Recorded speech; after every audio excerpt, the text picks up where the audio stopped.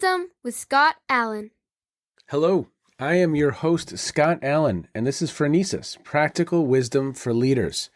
If the topic is leadership, I'm in. I've spent more than 20 years in the field teaching, learning, writing, and questioning.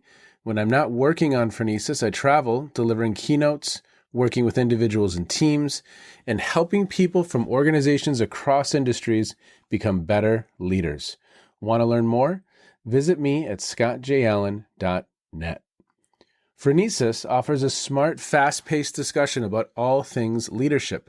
We explore relevant topics and incorporate practical tips to help you make a difference in how you lead and live. Listen Notes lists Phronesis in the top 3% of podcasts worldwide. Phronesis is the official podcast of the International Leadership Association. ILA brings together those who teach, study, and develop leadership, advancing leadership knowledge and practice for a better world. Learn more at ila-net.org. Finally, if you enjoy Phronesis, please subscribe to stay current on our weekly episodes. If you find an episode that resonates, please share it with your colleagues and friends. And if you want more content, subscribe to my newsletter, The Leader's Edge. The link is in the show notes. As always, thanks for listening. And now, here's today's show.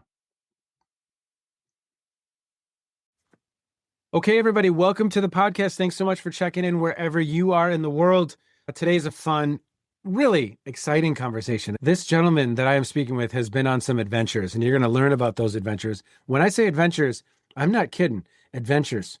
And we had the pleasure of meeting at a National Speakers Association event in New Orleans a couple months ago. I had just this wonderful conversation at dinner. And so I reached out to him and I said, you know what? We need to continue the dialogue. So this is Cameron Mofid. Cameron, I'm going to let you introduce yourself, share a little bit more about you, the adventures you've been on, and what you've been up to as far as making a difference in the world. So, sir, thank you for being with me. Scott, thanks for having me. As you said, yes, very much enjoyed our time together in New Orleans, getting to learn from you, getting to hear about your life, getting lots of life advice from, someone I really respect. So, very excited to be here with you. A bit about me. So I just finished a 7-year trip to every country in the world, all 195 countries. Yes. And finished in North Korea last year, ran in the Pyongyang Marathon. That was my way of getting in. Don't give me too much credit because I ran in the 10K. I finished in 17th place behind a woman who had 2 hip replacements. So nothing to brag about there.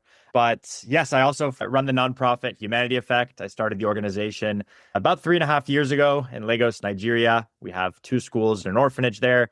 750 students. Up until a couple months ago were under our care. I have had a lot of issues with government demolitions of the community we're in. So trying to find solutions there for the kids as best we can. That nonprofit was started as a GoFundMe fundraiser after I visited Nigeria. That was my 115th country. And we received a $45,000 donation from Kyrie Irving, very unexpectedly and randomly, famous NBA player. That was the genesis of how that organization started. And yes, just like yourself, I'm an aspiring speaker. I'm trying to share the lessons from my trips to every country in the world. Really looking forward to our conversation today. Oh, awesome. Kyrie, Cleveland Cavaliers, he was instrumental in the championship we won a few years back. He and LeBron. So, that's wonderful. He donated back when he was, I think, just starting at the Mavericks, maybe. This is early 2023. And it was crazy because I got a call from them that I never actually got in touch with Kyrie. I got a call from them that he had seen the fundraiser and was very inspired and moved to donate. And it was just stars aligned very perfectly there. Random act of luck, of kindness, and turned into something I think very beautiful. Okay. So let's start a little bit with the genesis of the 195 countries and tell that story if you would. I loved learning about this. Yeah. So I grew up in San Diego, California, beautiful part of this country, beautiful part of the world. On paper, I think my life was very perfect in that way. But at the same time, I was struggling deeply with obsessive compulsive disorder. So for those that don't know, OCD is a anxiety disorder where an individual's unwanted thoughts called obsessions turn into these repetitive actions called compulsion. For me, I would lock myself in my room for hours trying to count patterns in my head or rearrange notebooks on my desk to the exact millimeter, literally, or I would have to wash my hands 100 times over every single day. This sort of thing that really just consumed every aspect of my life to the point where I wasn't able to lead a life that I was proud of or happy with. I wound up saying that I needed to get out of San Diego, get out of my home environment. I took a gap year and I got a job at a tennis magazine writing for as a contributing writer, covering tournaments around the world, which is very cool for me because I love tennis. It was a way for me to break out of my shell a little bit, try to at least get away from the environment that had caused me a lot of pain, let's say, for lack of a better word. Got to see so many different places. And then I started college at the University of Miami. As one does in Miami, I took a job promoting nightclubs. Again, not something you'd expect from someone with OCD, but a way for me, again, to break out of my shell. And then COVID hits. And I'm in lockdown.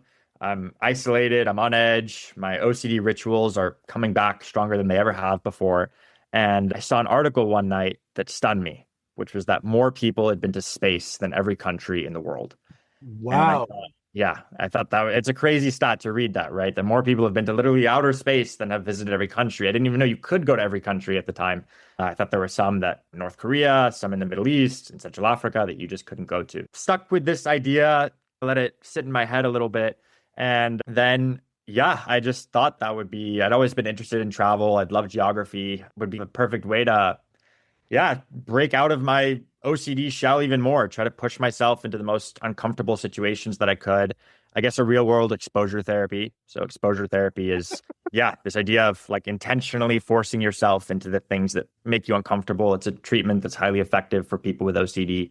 So wound up starting a nightlife marketing company, saved up very aggressively for a few years, was working every night from like 10 to 4 in the clubs and then having class and trying to travel on weekends and during breaks and missing a few weeks of school here and there. My attendance record wasn't great, but that was how it all started and eventually just led up to me having this goal to visit every country. Wow. Okay. And so what is the moment? What's the tipping point where you say, okay, I'm going to go for it? Will you talk about that? Yeah, I think in college, of course, after reading that, you have this idea of like, I'm going to get to 195 countries, but I don't think until you really get to 60 or 70 countries, do you really truly believe that you can do it? Because it's one thing also to travel around Europe, and it's another to go to Afghanistan and to Iraq and to the Congo. So as I started with the easier countries, working my way to the more medium difficult ones, and then the very challenging ones where security situation is unstable, it's very difficult to get a visa, the borders are closed, whatever the reason may be.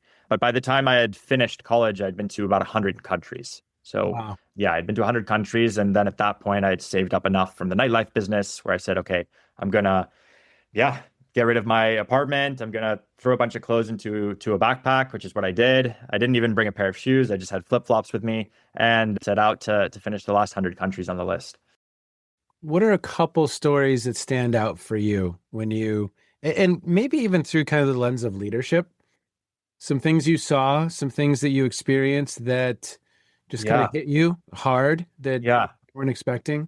Yeah, I think there's quite a few. I was in Somalia, and I want to preface this by saying that I hate to feed into the trope of that the world is very dangerous and all these countries are too unstable to travel in.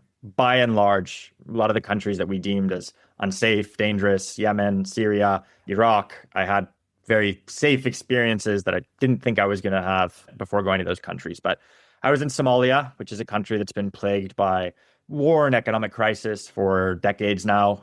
Country has spiraled into anarchy after fall of the government in the 90s. And the unlucky period that I was there, there was an Al-Qaeda attack first night that I arrived, and city went into lockdown. So international airport shuts down.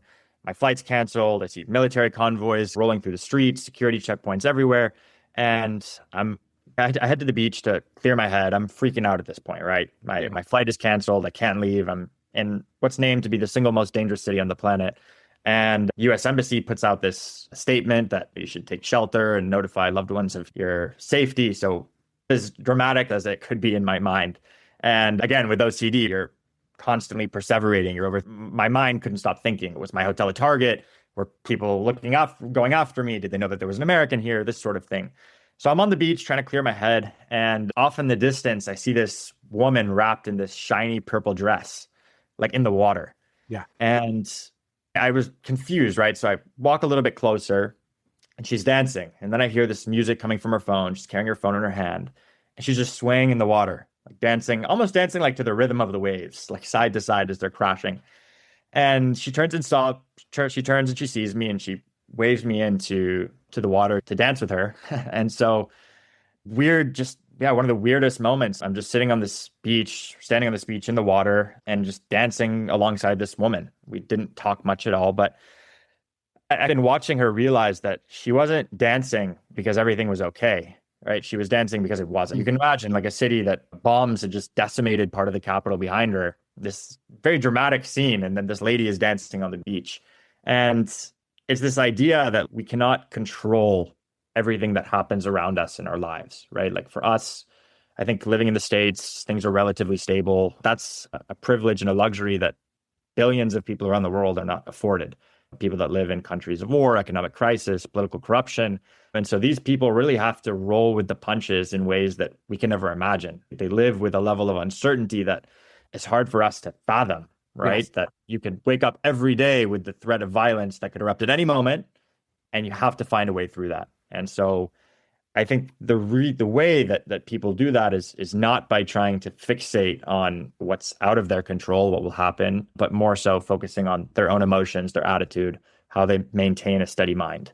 And as dramatic of an example as that is, I think in our own life, whether we're students or professors or really in any career, we're going to face things that are completely out of our control that seem unfair.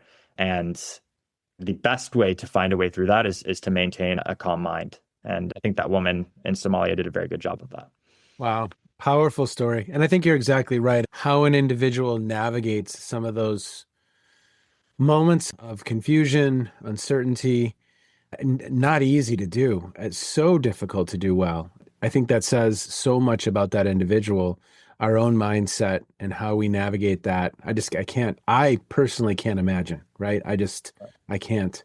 How about anything else stand out for you? I guess shifting to my nonprofit in Nigeria. So we have one of our students, probably one of the most beautiful travel memories. One of our students, his name is Shagun. His parents died when he was very little. He's one of our orphans. We have 31 orphans. And Shagun is the star of the school, let's say. He's class president.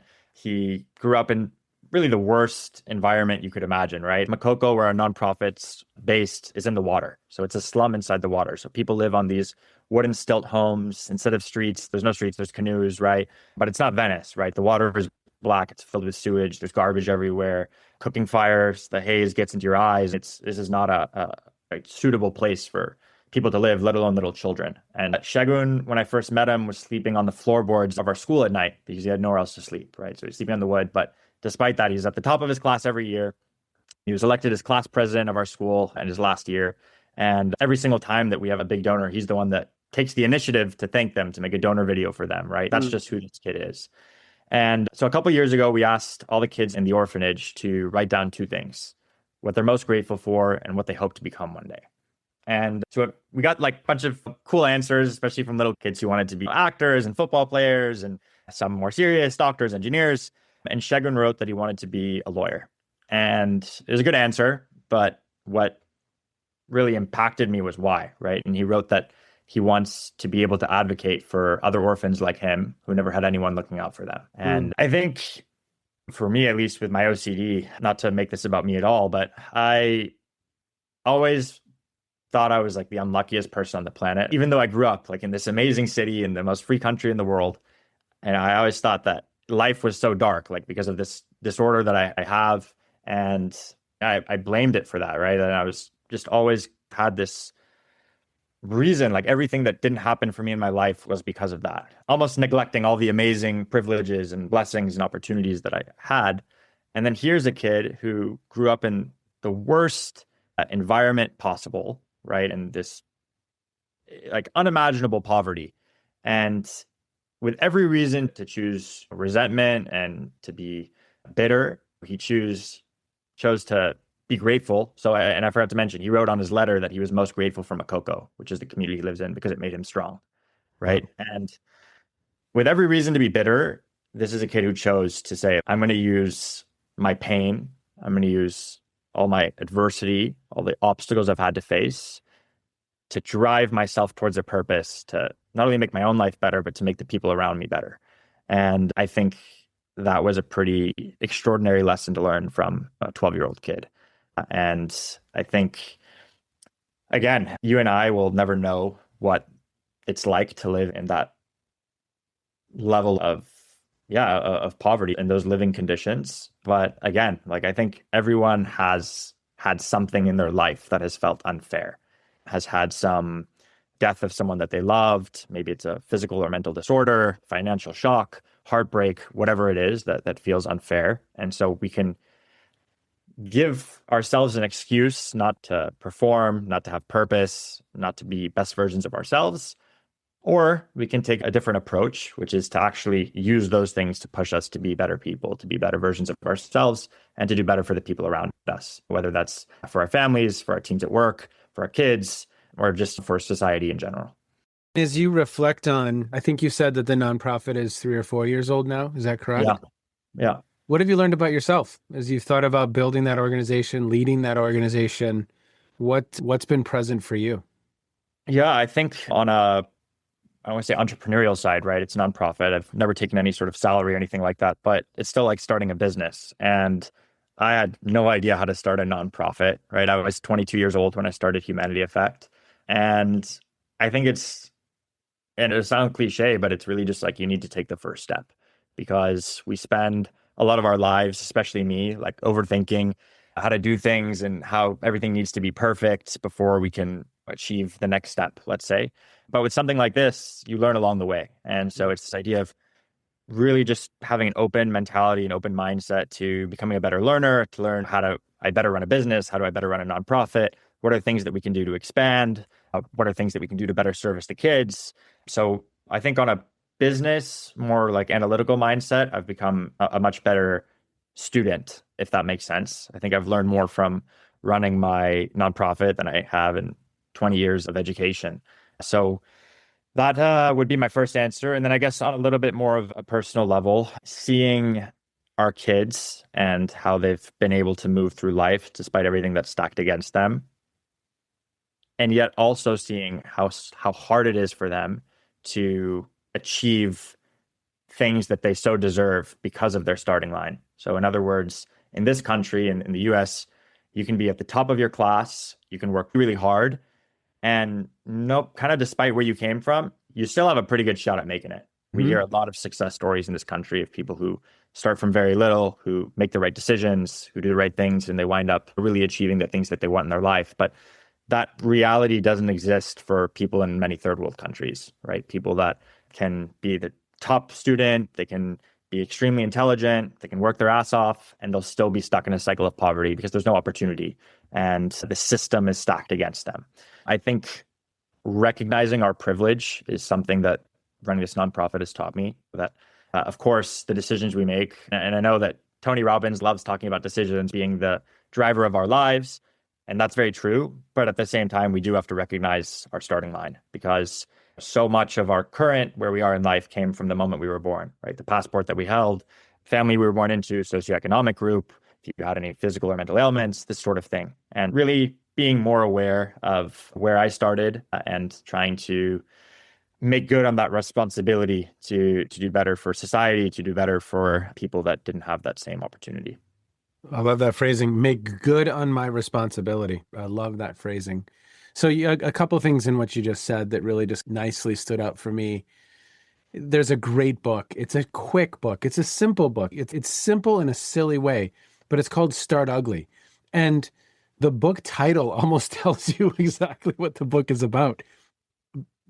I think so many people spend so much time worrying and planning and strategizing that you just got to go and you just got to start. And it's going to be ugly. It's not going to be pretty. You're going to learn along the way. It's not going to be perfect, but just start building and start going. And again, you can't do that for everything in life.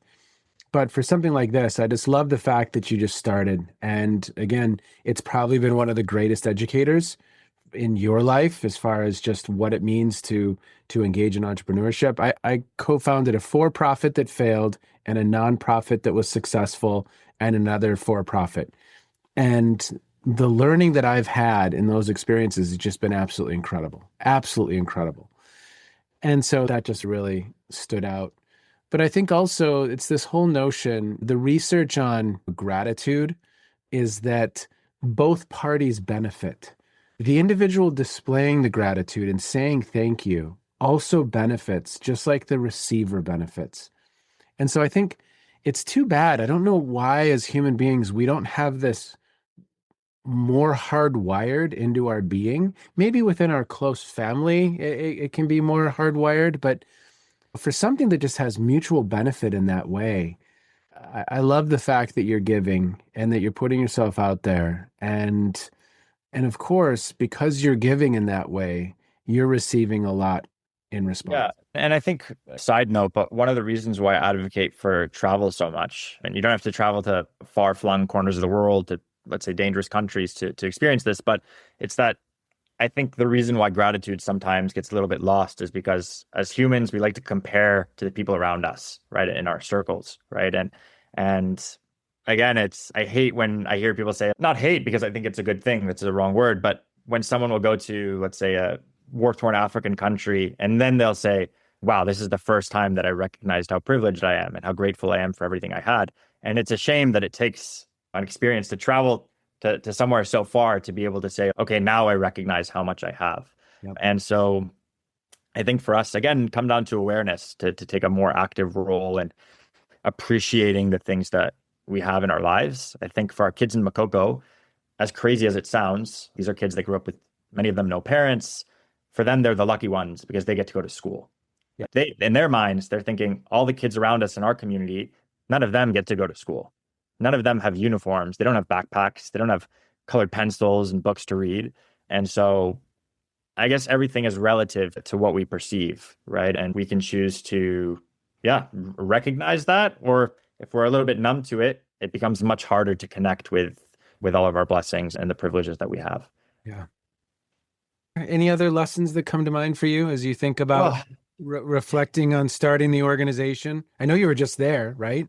Yeah, it just came back. We had a pretty sad, for lack of a better word, situation, which is that the community was largely destroyed. This community of Makoko has been there since 1800s.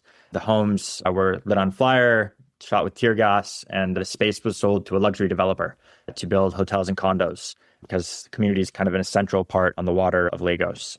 Very sad just to see our orphanage was destroyed. Our enrollment went from 750 kids to less than 200 in the span of really a couple of weeks. Many of the families of the kids that we had, students, they relocated to other parts of Nigeria, to neighboring countries. And to actively see like all of these homes in the water, to see the remains of our orphanage, like the wooden planks sitting in the lagoon, is very sad. Our schools are still intact. They're badly damaged, but we're still teaching some classes for now, at least. And then as you're seeing all of this horror, you can see them actually reclaiming the land for their condo project and already actively advertising for that. And I guess as many qualms as we might have maybe with our government or people in more developed countries have with their governments, like this is something that wouldn't really happen, I think, in states where you'd have people terrorized with no due process and no course of action. Sad, very sad to see that. And at the same time, shows the level of resilience from our kids. The ones that are still there, they're still showing up with a smile on their face. We do morning singing and dancing every single day. So every single day we start the day with a kind of a school assembly where the kids will sing and dance. They talk about gratitude. We finish, the last song we sing is the Do Your Best song, right? So they sing the Do Your Best song as they march into class. And that's just who they are. Like they're resilient kids. We're going to do our best to find solutions for them. Orphans are our number one priority. So try to move them into a new place in the mainland, get them enrolled in new schools on the mainland. And I think you hear this a lot from people who maybe do nonprofit work, but it's this idea that if I could really and truly change the life of even one kid, like one kid comes out of our programs and has achieved their dream, then all of this for me will have been worth it. So much respect. So much respect. As we begin to wind down our time, I just want to ask you, so as you think about the conversation we've had, what's the practical wisdom for you when it comes to leadership? I guess I'll give less of a maybe academic breakdown of it. Don't. Yeah, but I would just say this, to show up best for ourselves and the people around us, like we do really have to reconcile with the darkest parts of ourselves or parts of our past or demons, whatever they are that we try to avoid. So for my entire life, really growing up, I was trying to push away this OCD. I ran away from my home in San Diego, really. Like I left, I didn't come back for 3 years. I broke my relationships with my friends, my family, just because OCD kind of drove me to do that. And maybe for me, that's a unique case, but I think everyone in their life is avoiding or escaping some bad habit, some of their biggest fears, whatever it is. Everyone is running from something. And to become best versions of ourselves, to be best leaders, to be best teammates, to be best people, we really have to learn to accept and work on all of those things. Because if we let those things go ignored and unnoticed, they will creep back and they will follow you for the rest of your life. And for me with OCD, this, let's say, exposure therapy going to every country, I'm not cured of OCD. I still have it. It's something I still struggle every day with, but it's something I'm working on. And it's something that now doesn't impede my daily life. Even looking back and thinking, okay, I again would wash my hands until they would bleed with hot water every day because that's how bad it got. So to see how far I've come, and that really came from putting in the work. And for me to going to therapy, right, to actively pushing myself into situations that my mind hated. And that I think is what everyone needs to do in their own life to just become the most full, best versions of themselves that they can be. We are singing from the same hymnal. We're playing the same music, man. I think every one of us have great strengths. We have areas of growth. We have things that we're proud of, things we're not proud of. And I think life, I think leadership, I think as we've discussed parenting, it can be a mirror. And if you're willing to look in the mirror, there's a lot of learning there. Yeah. For every one of us, whether it's a parent or whether it's a manager, a leader, a founder, whatever, however you want to partner, if you're the best possible version of yourself, the most whole integrated version of yourself, however we want to define it, then you can be there for others. And I think that's just, I think it's wisdom, man. It's wisdom. We'll do it again. I really appreciate you. Thank you so much for stopping by to share your story. And for listeners, there's a bunch of links in the show notes. Please click on those. I'd love for you to learn more about Cameron, his adventures, and how he's making a difference in the world. Bye-bye. Bye-bye. You have just finished another episode of Practical Wisdom for Leaders with Scott Allen. To contact me, visit scottjallen.net or send me a note at scott@scottjallen.net. I'm also on LinkedIn, so let's connect. If you have feedback, I'd love to hear it. And as always, thank you so much for listening. And now here's my daughter, Emily, with the outro.